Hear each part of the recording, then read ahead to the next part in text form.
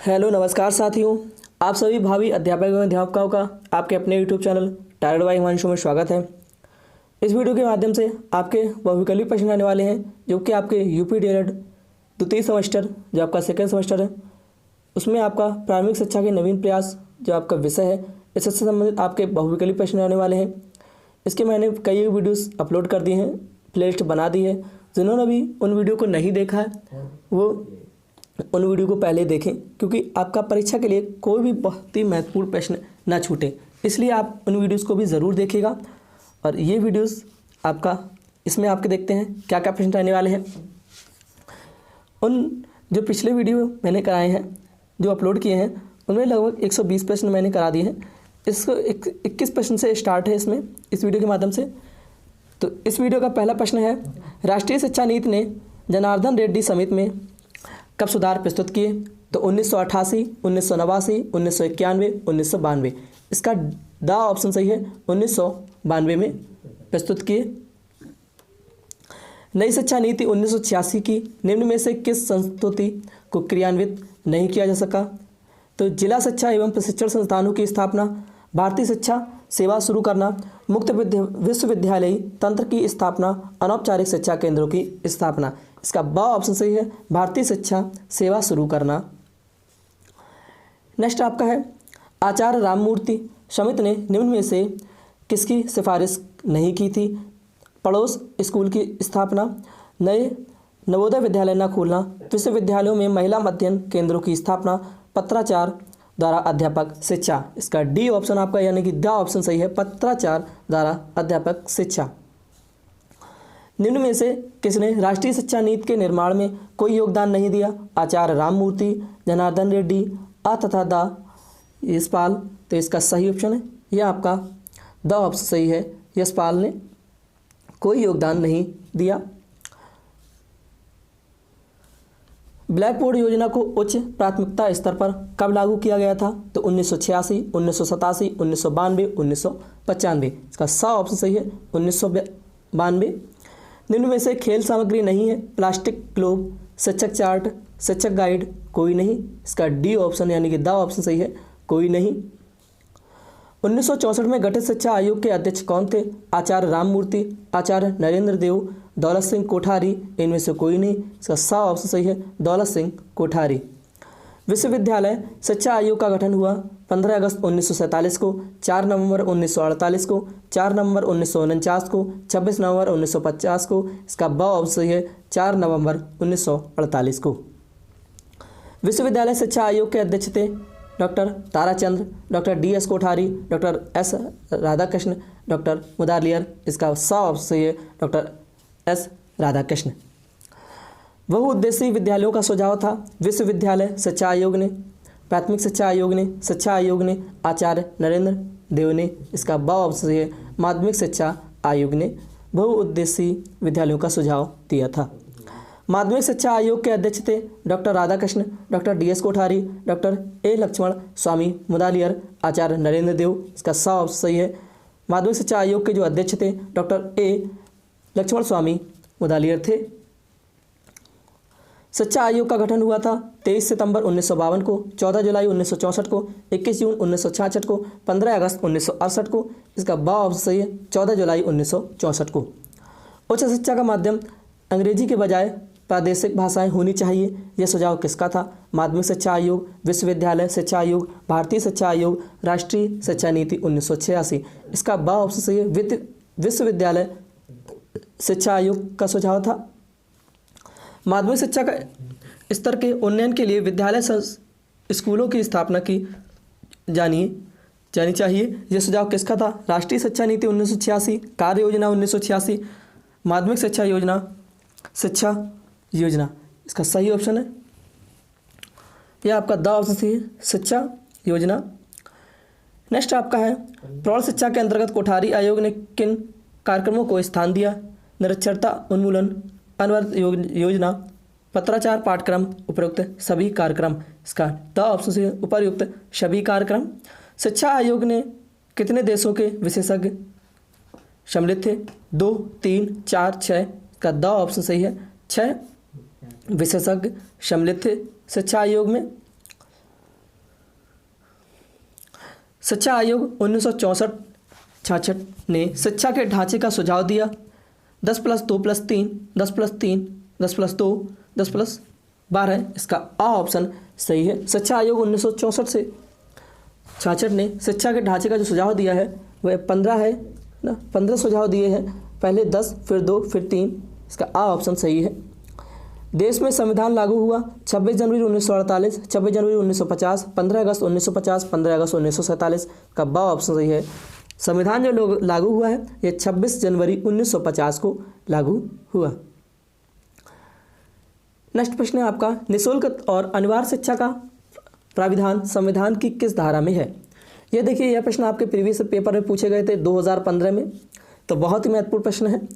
धारा 45, धारा 25, धारा 28, धारा 46, तो इस निःशुल्क और अनिवार्य शिक्षा का प्राविधान संविधान जो है वह धारा 45 से संबंधित है।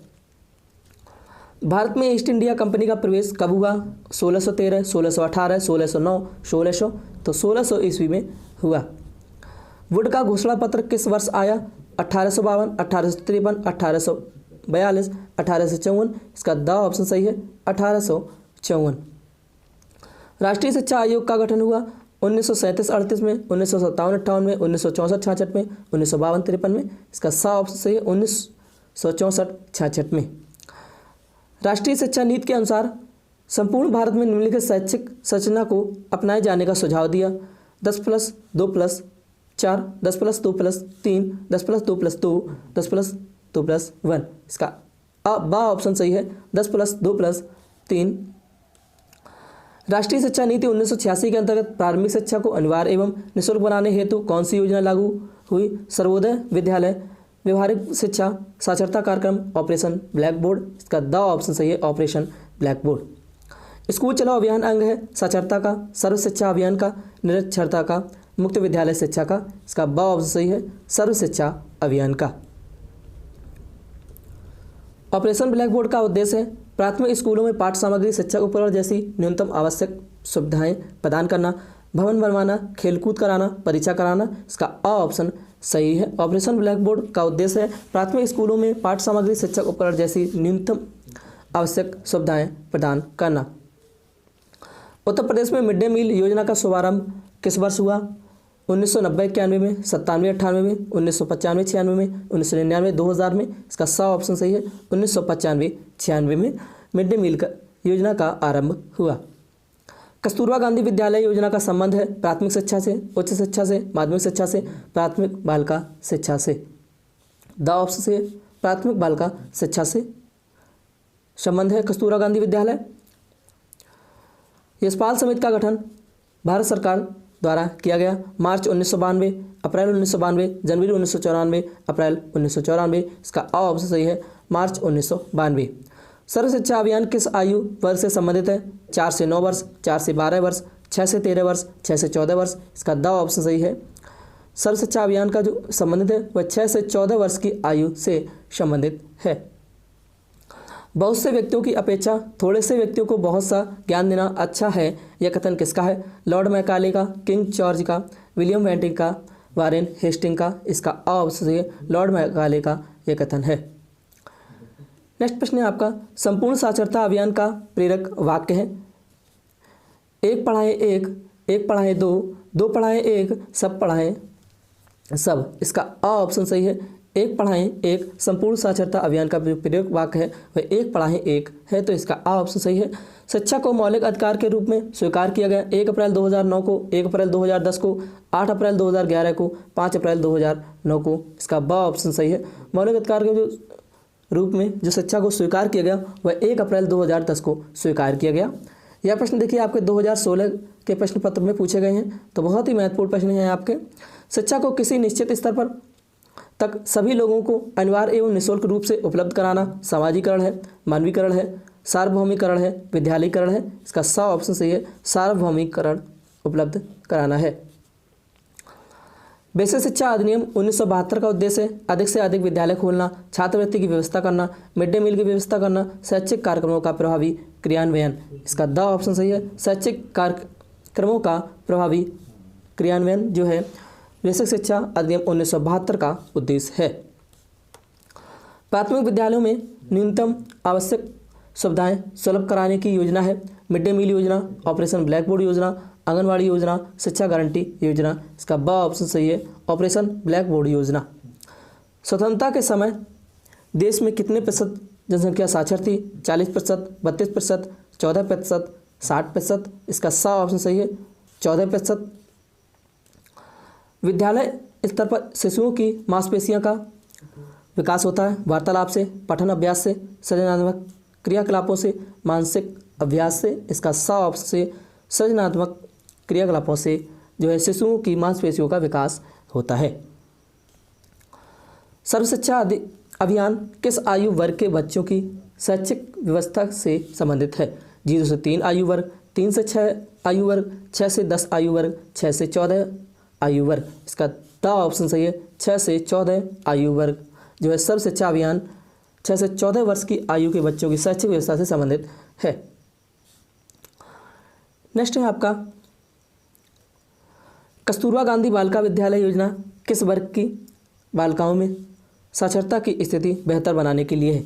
अनुसूचित जनजाति के लिए, अन्य पिछड़ा वर्ग के लिए, अल्पसंख्यक वर्ग के लिए, उपर्युक्त सभी वर्गों के लिए। इसका द ऑप्शन सही है, उपर्युक्त सभी वर्गों के लिए।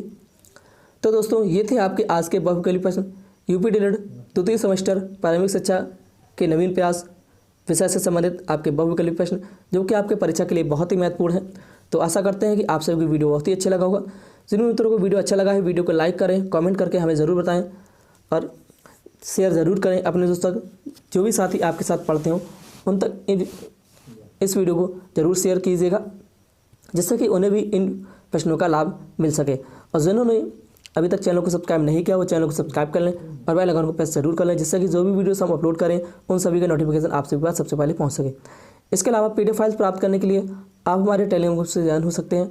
उसका लिंक मैंने डिस्क्रिप्शन बॉक्स में दे रखा है, वहाँ से आप ग्रुप को ज्वाइन करिए और PDF फाइल्स प्राप्त करिए। Thanks for watching. जय हिंद, जय भारत। मिलते हैं अगले वीडियो के साथ।